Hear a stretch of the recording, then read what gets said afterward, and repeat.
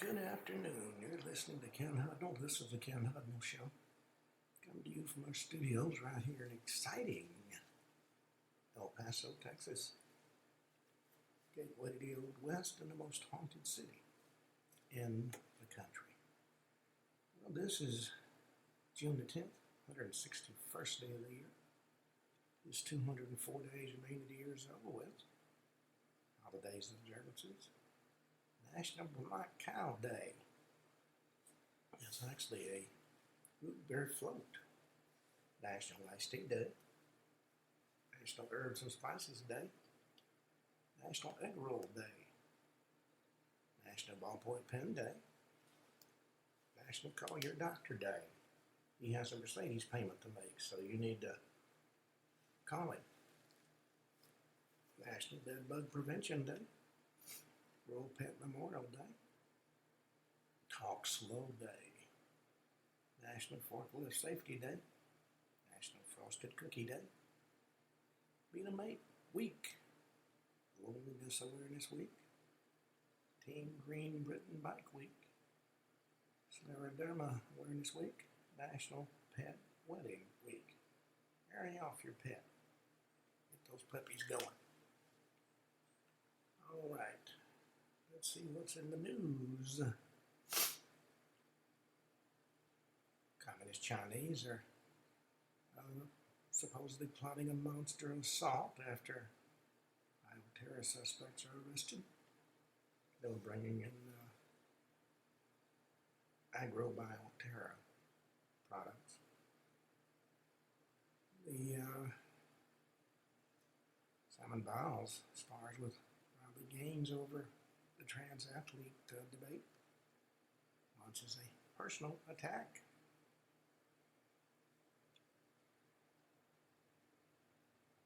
Trump's $9.4 billion spending cut proposal becomes a crucial test for the GOP Congress.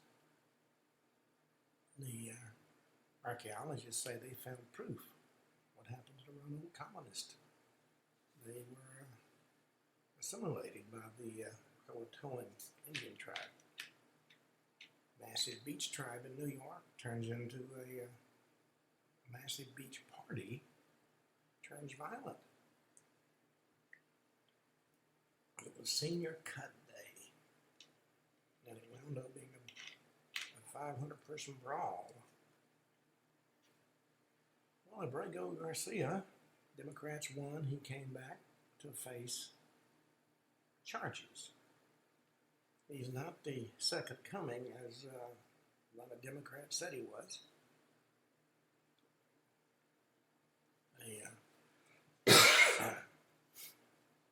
The media is calling him a Maryland family man. In actuality, he beat the crap out of his wife several times. She had a protective order against him. Biden is being called the marionette president, and they're discussing the case of the runaway auto pen. It has actually brought about a constitutional crisis. Congress and DOJ probe whether elected aides who secretly operated as the de facto presidency if they violated the law.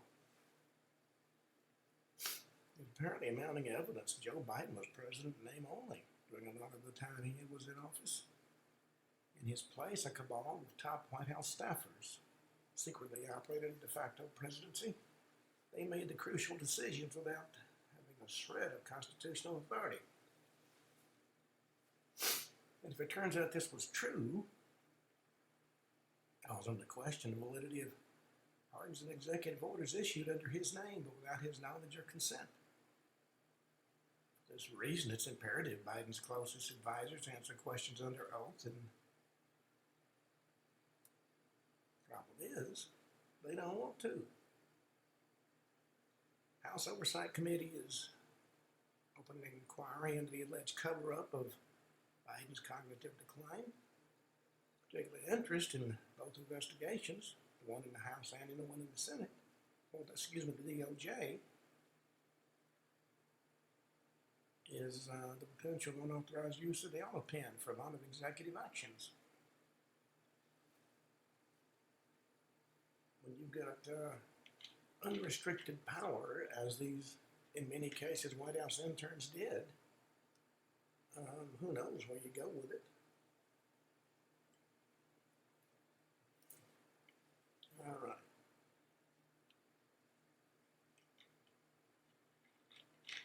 The Trump-Musk relationship is becoming brittle. And the media, of course, is having a field day with it. Jack Daniels' maker reveals a number of reasons why Americans are drinking less whiskey. Excuse me. There's a lot of pressure from cannabis, weight loss drugs, and lackluster demand from Generation Z for good old Jack Daniels. Those are the big three reasons, apparently, why sales of Jack Daniels have gone down. All right.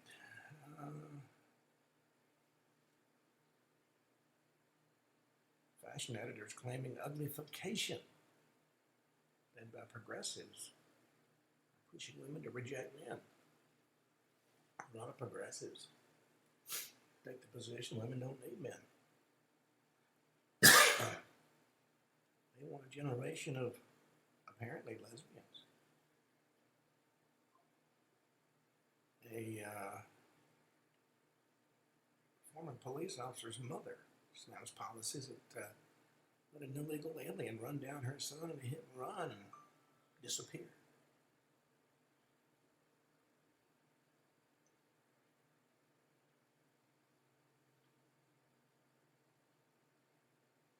Guinea pigs are sharing cucumbers perfectly by splitting the skin in the core. For a decade. We got plenty of money to study guinea pigs, but not enough to study humans. Laura Sanchez's star-studded inner circle is revealed as her wedding to Jeff Bezos gets close.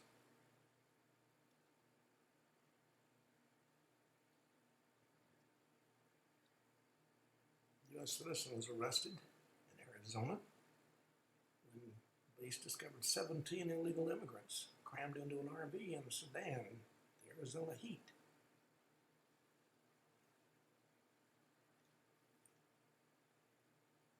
And the majority of these immigrants are all from Mexico. They were found in an RV on a property in Nogales. Temperatures inside the RV got up around 100. When the Chief Patrol Agent of Border Patrol Tucson section. Those inside the RV included a minor. They had limited space and ventilation, no access to running water. The rest of the migrants were wedged into a small sedan that was discovered during a vehicle stop. It's believed that this rescue prevented a tragedy. Summer temperatures are climbing. The migrants are now in custody and be processed in all likelihood returned to Mexico.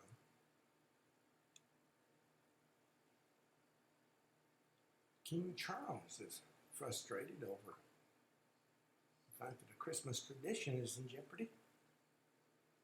Pheasant hunting.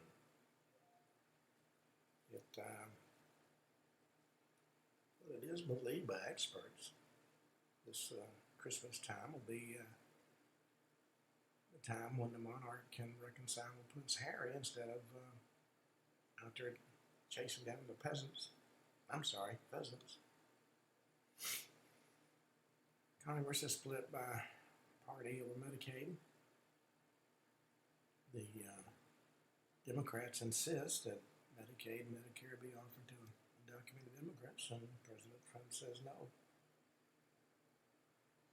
Hollywood star Jamie Garth is 53 and came out with some photos of her in a bikini. She makes 53 look good. A lot of promises are made by President Trump and GOP congressional leaders to cut the debt. one thing that would cut the debt is a lot of the kickback money that went to members of Congress be brought back into the Treasury.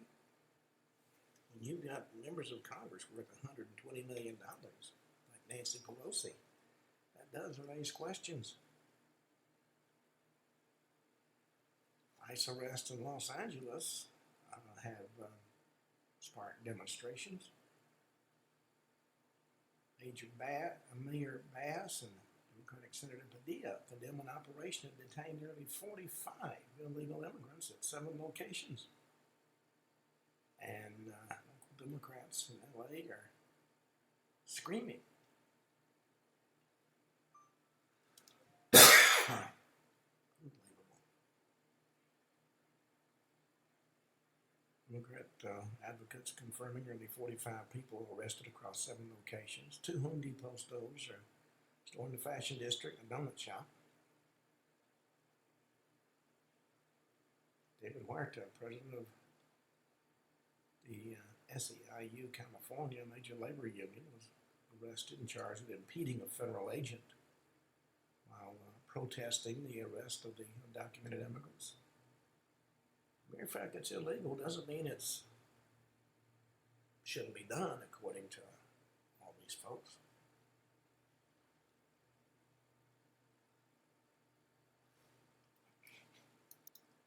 Kendall Jenner endorsed swimwear brand Calcedonia is being launched on Amazon. Think about the Jenners. If there's a way to make money, they're going to find it. Israeli forces recovered the body of a Thai hostage killed in Gaza by Hamas.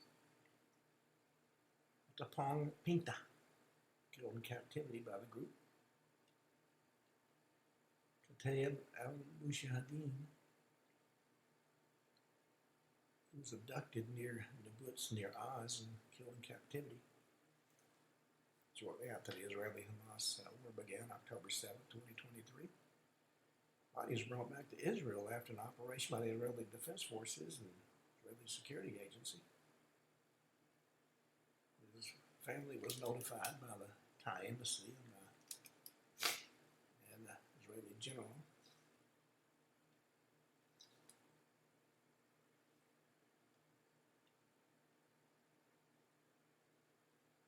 Harvard University's temporary court win is not going to last long, according to experts. The court fight could put Harvard in an unwinnable position against President Trump. One of God's anointed granted Harvard University's emergency request to block the Trump administration's effort to ban international students from its campus, siding with Harvard and ruling the university likely to suffer immediate and irreparable harm if enforced. The mere fact it's causing immediate and irreparable harm to the country is irrelevant to one of God's anointed, because, of course, he is much smarter than anybody else.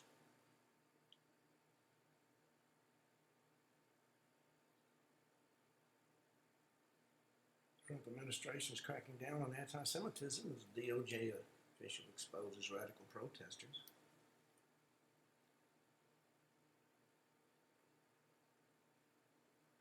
Okay, what else have we got? Trump and South Korea's new president work toward a tariff deal. Another one of God's anointed has tossed out the lawsuit alleging University of Pennsylvania campus is hostile for Jewish students. Well, when I went to the city of El Paso about crooked contractors, I was asked to open up my wallet and spread some money around because you people have plenty of money. I said, who are you people? And they said, you Jews.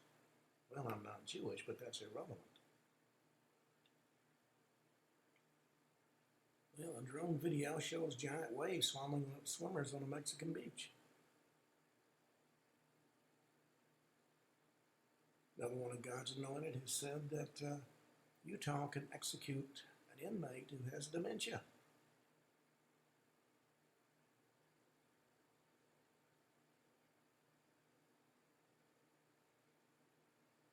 There's a revolutionary robot designed to prevent falls among the elderly. And since I'm going to have hip surgery, it's probably a good thing. All right. Well, interestingly enough, during World War II, Allied and Axis air crews reported numerous sightings of unidentified flying objects. These were referred to usually as Foo Fighters. These mysterious lights would be seen following behind or near aircraft. They were described as having various shapes and sizes and colors, and they could outmaneuver the planes at high speed.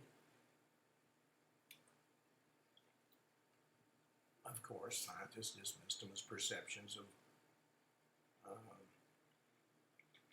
misperceptions of natural phenomena like St. Elmo's fire. Now, Foo Fighter term was used by Allied aircraft pilots during World War II to describe a number of unidentified flying objects or mysterious aerial phenomena seen in the skies over both the European and the Pacific theaters of war.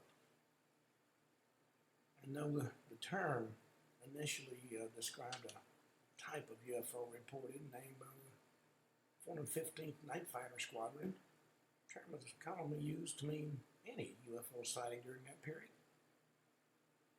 The formula reported from November 1944 and later, presumed by witnesses to be secret weapons employed by the enemy. Now, the Robertson panel explored possible explanations. They thought they were electrostatic phenomena, similar to St. Elmo's fire, electromagnetic phenomena, or even reflections of light from ice crystals.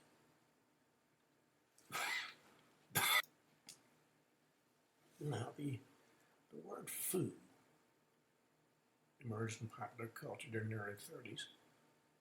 It was used by cartoonist Bill Hallman, who used it in his comic strip, Smokey Stouffer. There were foo signs and foo puns.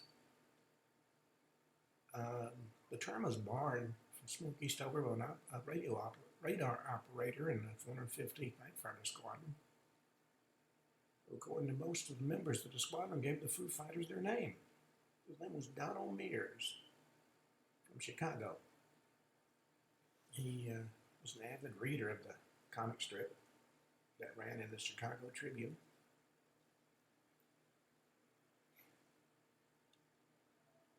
In a mission debriefing on the evening of November 27, 1944, Frederick Ringwald, the unit's U-2 intelligence officer, stated that Mears and pilot Lieutenant Ed Schluter had sighted a red ball of fire that appeared to chase them through a variety of high-speed maneuvers.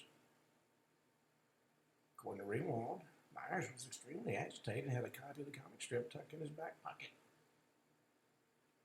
He pulled it out and slammed it down on Ringwald's desk and said, "There's another one of those effing Foo Fighters." But because of the lack of a better name, the name stuck. This was originally what the men of the 415 started calling these incidents, effing Foo Fighters.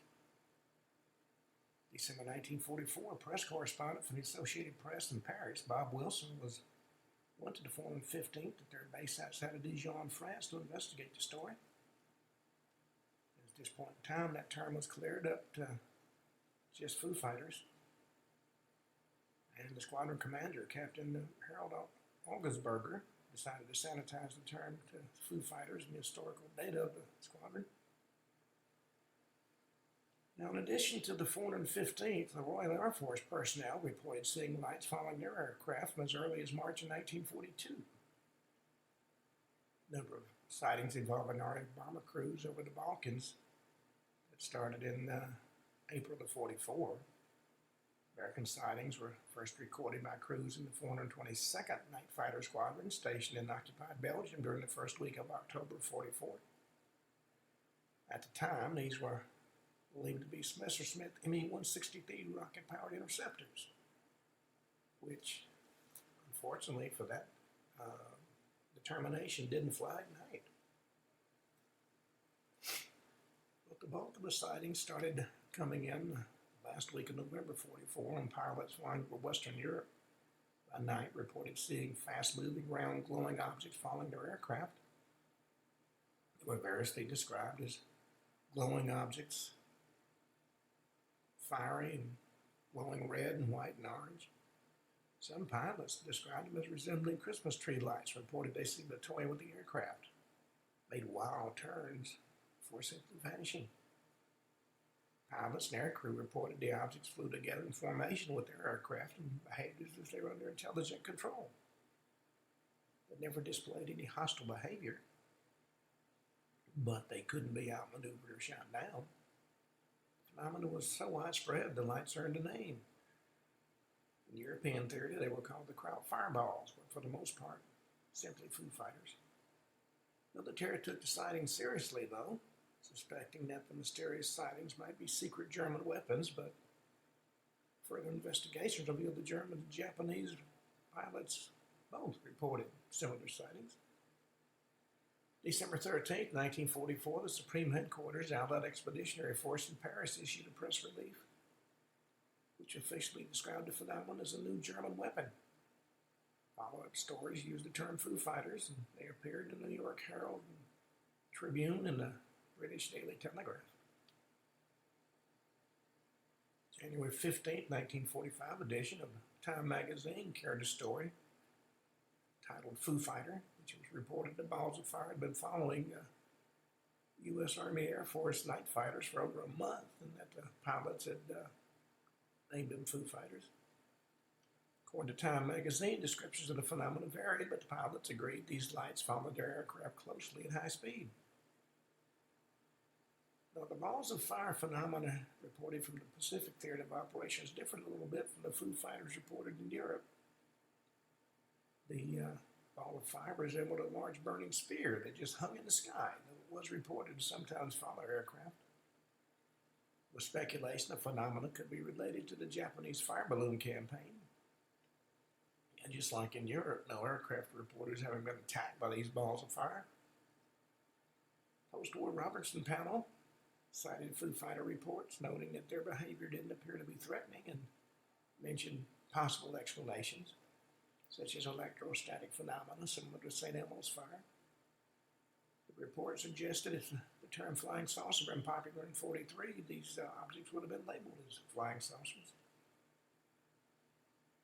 Now, Foo Fighters were reported on many occasions from around the world.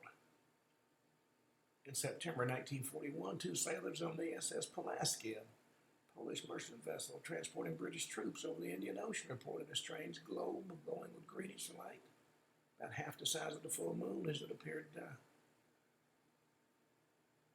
to the sailors. They alerted a British officer who watched the movements of the object for over an hour. Then Pilot Officer Brian Lumsden, a New Zealander flying with No. 3 Squadron's night flight, encountered two amber or orange-colored lights that followed him on an intruder mission over northern France in December '42. One light was higher than the other, which appeared to rule out wingtip navigation lights from an aircraft. It was reported these lights pursued until he reached the English Channel. The pilot with his unit experienced a similar phenomenon the following evening. In that particular instance, the light was green. Stories eventually published in the Christchurch Star-Sun newspaper, November 4th, 1955 edition. On October 13th, 1944, an RAF crew from No. 178 Squadron, based in Italy, reported seeing lights following their aircraft over Hungary during a night raid on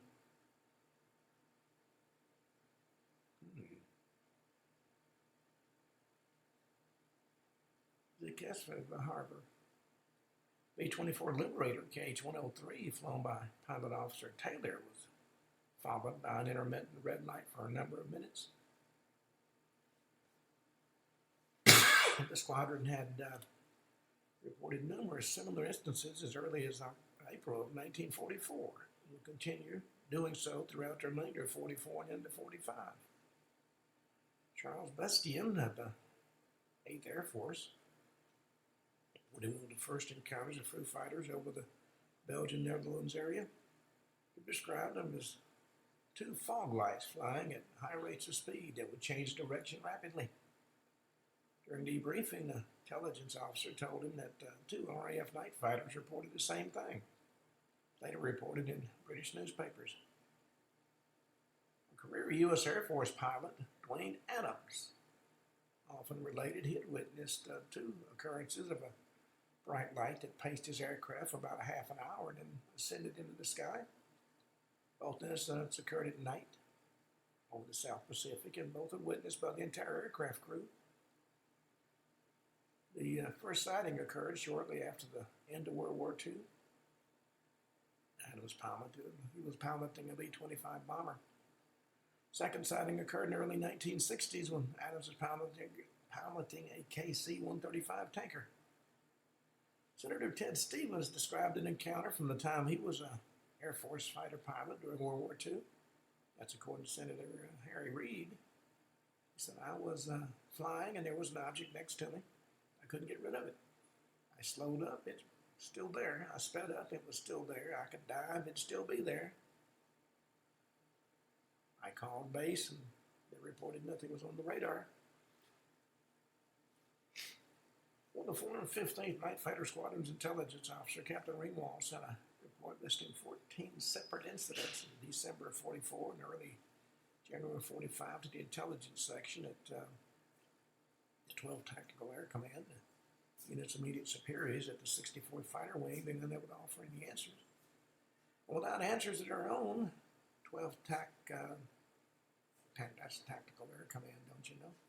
Requested assistance from the Supreme Headquarters Allied Expeditionary Force in Paris. The Supreme Headquarters had no knowledge of the phenomenon and asked if the British Air Ministry in London had any information. The Air Ministry's explanation for the Foo Fighter phenomenon was received on March 13, 1945. According to the Air Ministry, bomber command crews have for some time been reporting similar phenomena. A few of the alleged aircraft may have been ME P-62s, and for the rest, flak rockets are suggested as the most likely explanation. The whole affair is still something of a mystery, and the evidence is very sketchy and varied, so there's no definitive and satisfactory explanation that can be given. A group of scientists, engineers, and former high-ranking Luftwaffe officers were questioned about wartime balls of fire reports by staff from the U.S. Air Force in Europe's intelligence section in the early autumn of 1945. Even though it was called the U.S. Air Force, it was still the Army Air Corps. None of the 13 interviewed claimed any knowledge of a German secret weapon program that could have explained the sightings. Author Renato Vesco reviled the wartime theory of Foo Fighters were a Nazi secret weapon in his work entitled Intercept UFO, reprinted in a revised English edition as Man-Made UFOs, 50 Years of Suppression. It came out in 1994. Vesco claimed the Foo Fighters were in fact a form of ground-launched, automatically guided, jet-propelled flak mine called the Fluorball. This device, supposedly operated by special SS units, resembled a tortoise shell in shape and flew by means of gas jets that spun like a Catherine wheel around the fuselage. Miniature klystron tubes inside the device, in combination with the gas jets, created the characteristic low spheroid appearance of the Foo Fighters. A crude form of collision avoidance radar ensured the craft would crash into another airborne object, and an onboard sensor mechanism would even instruct the machine to depart swiftly when it was fired on. According to Vesco, the purpose of the Fluorball is twofold. The appearance of this weird device inside a bomber stream would have a distracting and disruptive effect on the bomber pilots. Also, according to Vesco, devices were also intended to have an offensive capability. Electrostatic discharges from the klystron tubes would, according to him, interfere with the ignition system of the bombers, causing the engines to stall and the planes to crash. Although there's no hard evidence to support the reality of the fluorball drone, the theory has been taken up by other aviation ufology authors, and it's even been cited by some as the most likely explanation for the phenomenon in at least one recent TV documentary on Nazi secret weapons. Others cite the single source nature of the claims, complete lack of evidence supporting them, and the implausible capabilities of the supposed device is making its explanation a bit of nonsense. Any type of electrical discharge from the wings of the airplanes, such as St. Elmo's fire, has been suggested as an explanation, since it has been known to appear at the wingtip of aircraft. It's also been pointed out that some of the descriptions of the Foo Fighters closely resemble those of ball lightning. During April of 1945, the Navy began to experiment on visual illusions as experienced by nighttime aviators. Work began with the U.S. Navy's Bureau of Medicine. Project X-148AV-43, project pioneered the study of aviation's vertigo, was initiated by a wide variety of anomalous events that were being reported by nighttime aviators. Edgar Venaki, who was the prime flight psychologist on this project, summarized the needs for a cohesive and systematic outline of the epidemiology of aviators' vertigo. He said pilots don't have sufficient information about phenomena or disorientation, and as a corollary are given considerable disorganized, incomplete, and inaccurate information. They're largely dependent on their own experience, which must supplement and interpret the traditions about vertigo that are passed on to them. When a concept like this grows out of anecdotes cemented together with practical necessity, it's bound to acquire elements of mystery. And as far as vertigo is concerned, nobody really knows more than a small part of the facts, but a great deal of the peril. Since aviators are not skilled observers of human behavior, they usually only have the vaguest understanding of their own feelings. Like the other naive persons, they simply adopted a term to cover a multitude of otherwise inexplicable events, which is a long way of saying we don't know nothing about it. Well, it's interesting to note that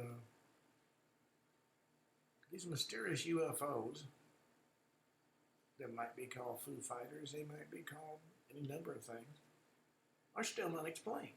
Sometimes it was cigar-shaped, they glowed red and could turn on a dime, which of course ruled out even the most sophisticated rockets of the time.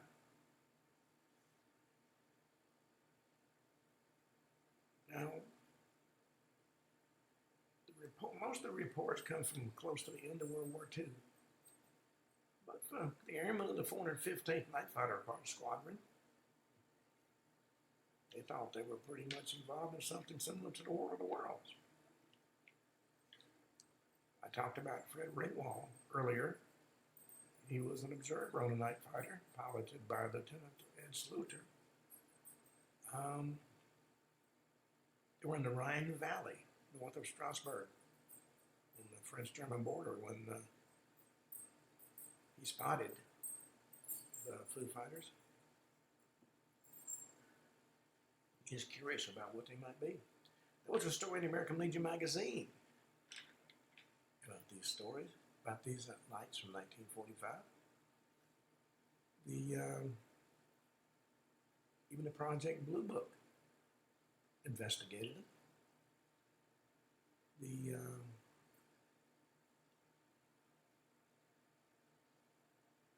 According to that investigation, they're looking into this, and there were 8 to 10 of them in a row. Sluter saw them off his right wing. Allied ground radar said there was nothing there. Thinking the lights might be some kind of German air weapon, Sluter turned the plane to try to attack them, but the lights disappeared. December 17, 1944, near Breisach, Germany, a pilot was flying at about 800 feet when he saw 5 or 6 flashing red and green lights in a T-shape. They seemed to be following him, closing in about 8 o'clock and 1,000 feet before they vanished inexplicably. Then on December 22nd, 1944, two more flight crews saw these lights. One crew near Hudnall reported two lights in a large orange glow seeming to rise from the earth to 10,000 feet. They followed the fighter for about 2 minutes. After that, they peeled off and turned away, flying along level for a few minutes, and they disappeared. Appeared to be under perfect control at all times. That's according to Keith Chester's Strange Company, Military Encounters with UFO in World War II.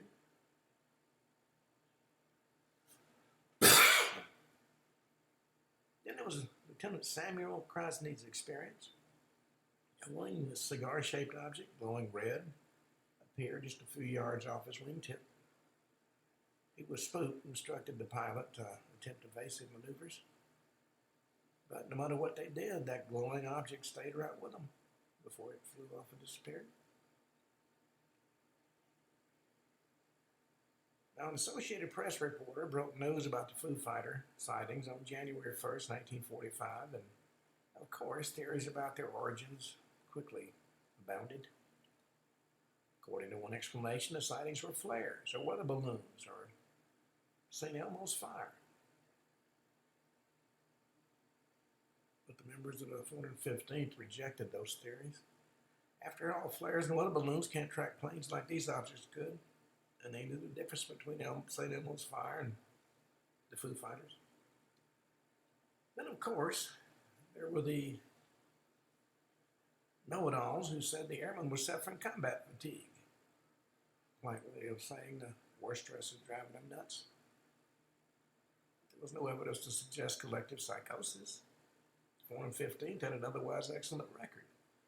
And one reporter for American Legion magazine went to report on the squadron. He described them as a very normal airmen whose primary interest was combat. And after that were pin-up girls, poker, donuts, and derivatives of the grape. Krasny's son, Keith Krasny, said his father didn't fit the stereotypical profile of UFO theorizer. In fact, he never even suggested the glowing wingless cigar-shaped object that flew next to his plane was extraterrestrial in origin.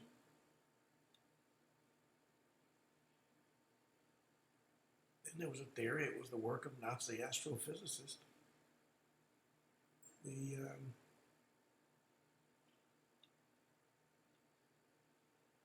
Believing the Nazis were responsible for these flying orbs isn't too far-fetched. For one thing, the sightings took place over Nazi-occupied Europe at a time when the Luftwaffe was making tremendous strides.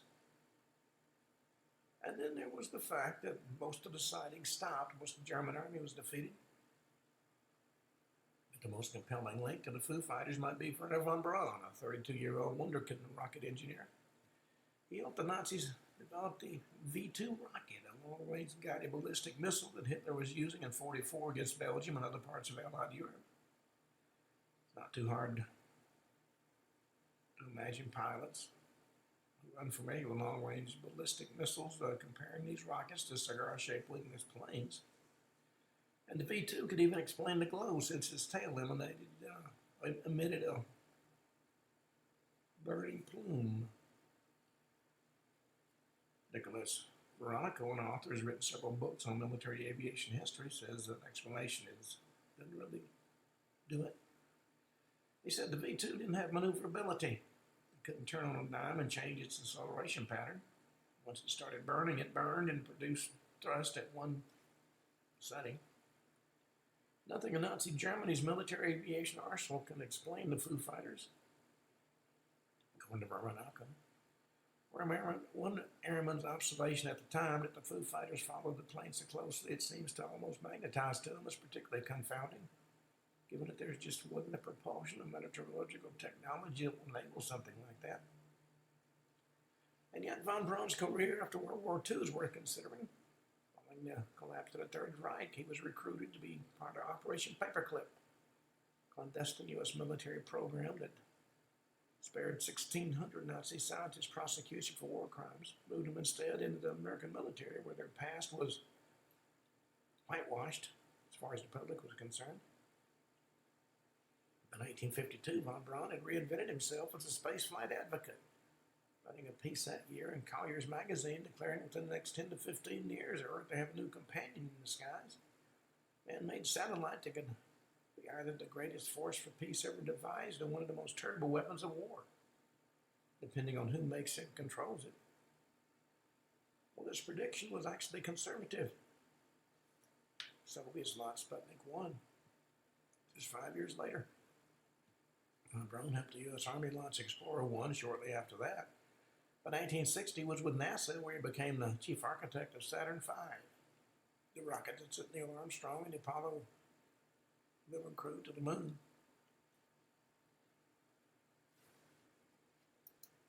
Well, as von Braun recast himself as an American patriot, his career in the Nazi party shadowed him.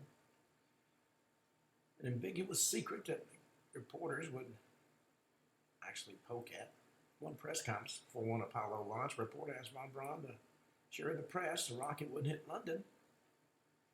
They could never prove his involvement. It was only in 1985, a number of years after his death, that CNN broke the news to the full extent of the aerospace engineer's Nazi past, more than 40 years after the fact. Romanenko hoped the food fighter narrative would follow a similar trajectory. He said, fantasy is that 100 years after the war, the U.S. and the Soviets will release information about what they captured.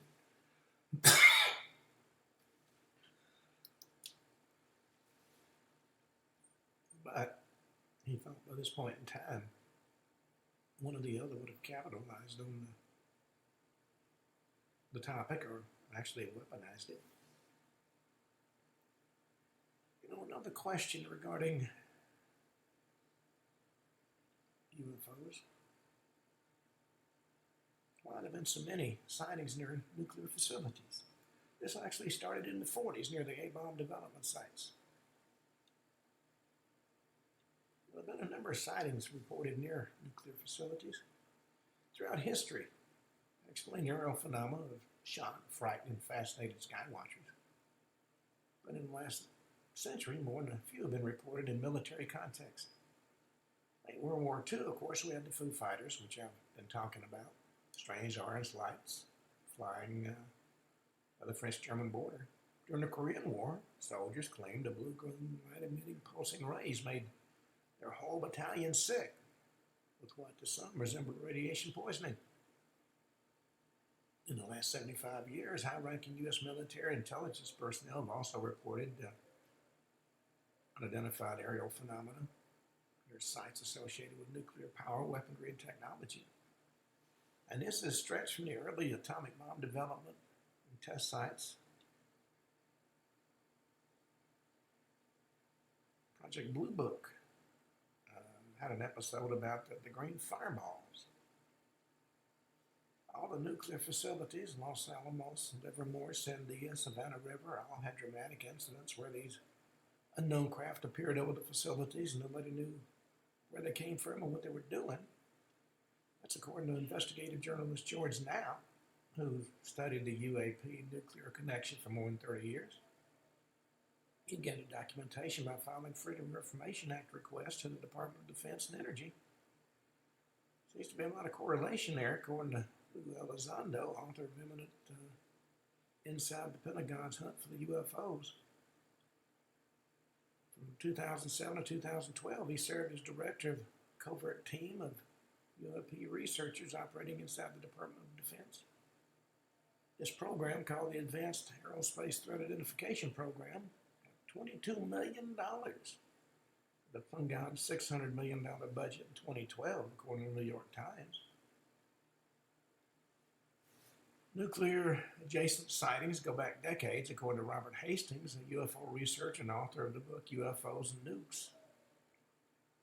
Hastings says he interviewed more than 160 veterans who've witnessed strange things in the skies around nuclear sites.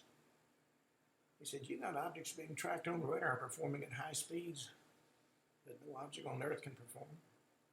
You got witnesses, military personnel, you got jet pilots. Witnesses to these incidents are often highly trained personnel with top secret clearances. In recent years, the reports have been corroborated by sophisticated technology.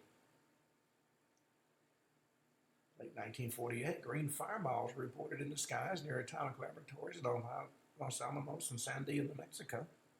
That's where the atomic bomb was first developed and tested. Declassified FBI document from 1950 mentions flying saucers measuring up to 50 feet in diameter near Los Alamos labs. And NAPA's interviewed more than a dozen workers from the Nevada Desert Atomic Test Site, where scores of A-bombs were detonated in the post-World War II era. He says they told him UFO activity was a commonplace there. The employees were assigned to monitor the activity. In the 60s and 70s, repeated UFO sightings emerged at Malmstrom Air Force Base in Montana. That's a storage site for nuclear-tipped intercontinental ballistic missiles. One such sighting in 1967 for former Air Corps Captain Robert Silas said several of the missiles became inoperative during the same time the base security reported seeing a glowing red object about 30 feet in diameter hovering over the facility. Silas, who commanded ICBMs as a launch officer and later worked in the aerospace industry and at the FAA, told CNN the missiles began going into what's called a no-go condition, which made them unlaunchable. Observers only speculated about the origin of these unexplained phenomena. But credible reports of repeated proximity to sensitive defense sites connected to our nation's most powerful weapons has raised the questions about whether they might originate from adversaries, whether known or unknown. And in December of 1980, air traffic controllers encountered something alarming at Royal Air Force Bentwaters in England. It's used by the U.S. Air Force as a European foothold during the Cold War. The penthouse houses a secret stash of nuclear weapons and 25 fortified underground bunkers. According to Ivan Barker, a U.S. Air Force air traffic controller who worked that night, we looked up on the radar scope and saw something like nothing I've ever seen before. He was a master sergeant who was second in charge of the facility. Said he was an 18-year veteran at that point and knew about every aircraft in U.S., NATO, and Soviet bloc. This object, he said, shocked him and his two colleagues that night with its remarkable speed and maneuverability. On radar, it covered 120 miles in a matter of seconds. He said it had to be moving at Mach 5, 6, 7, or 8, faster than anything other than possibly a missile. As he looked up from the radar to view it directly, the craft moved into close range, slowed, and stopped over the base's water tower. He said it looked like a helicopter hovering, except with a helicopter you get movement up and down. This was stationary. It was between 1,500 and 2,000 feet in the air, and the thing was at least a city block in diameter.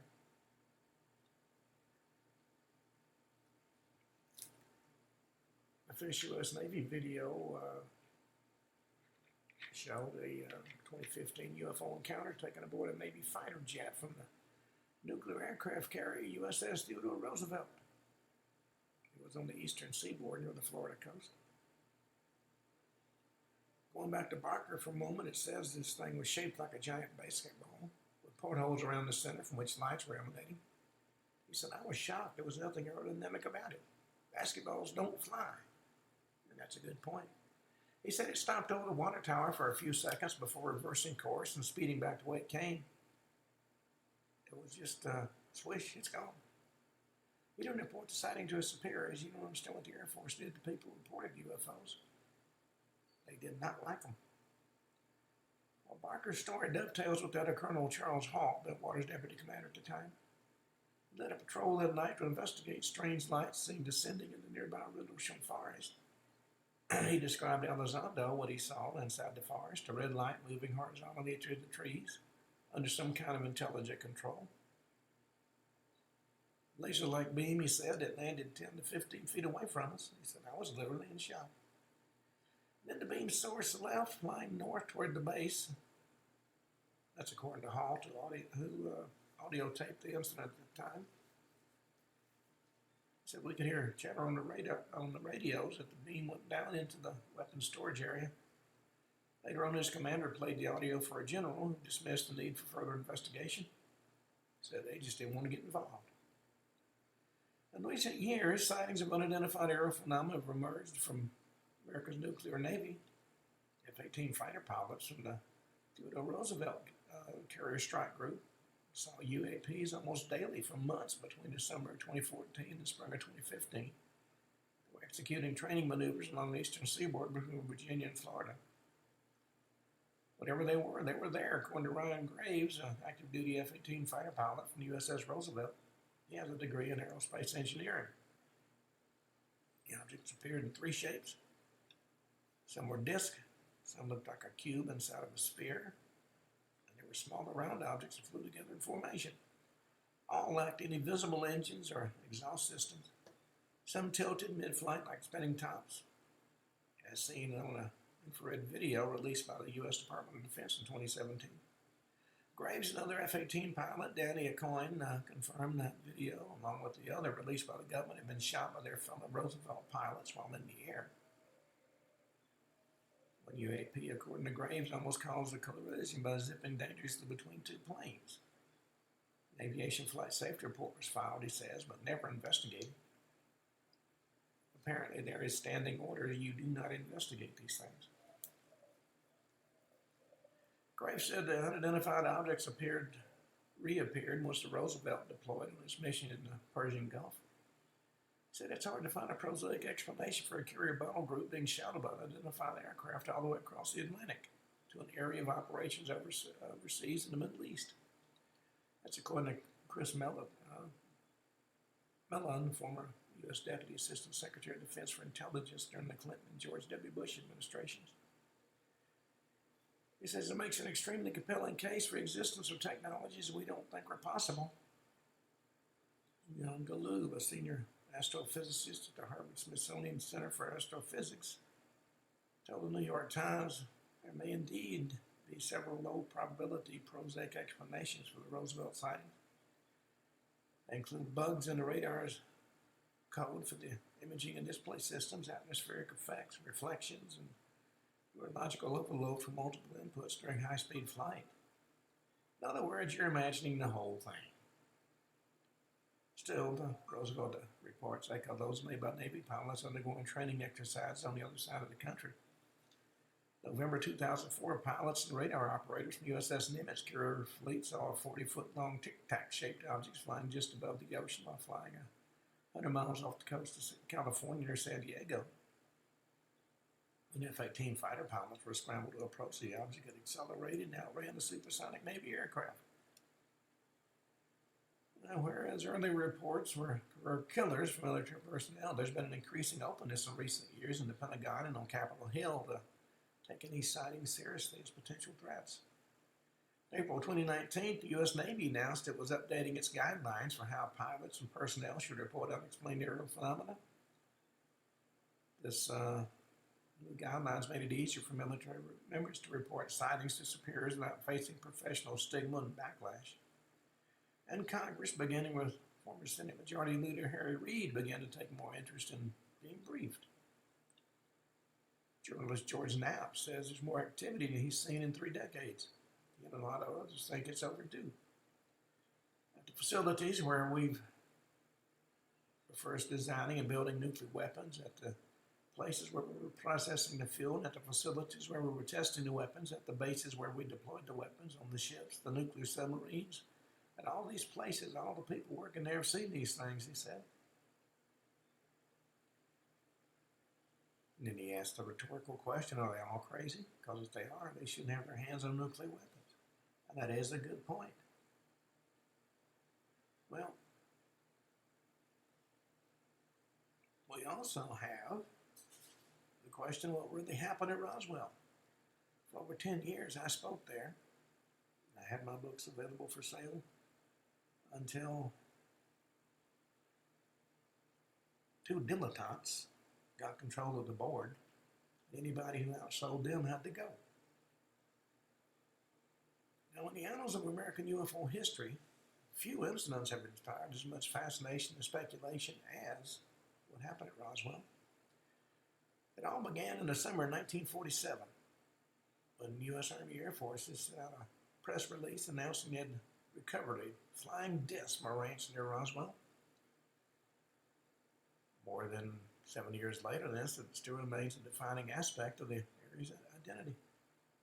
Town has a UFO museum and research center.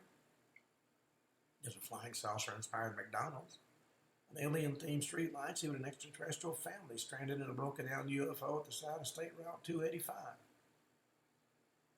But behind it all, there's an uneasy truth.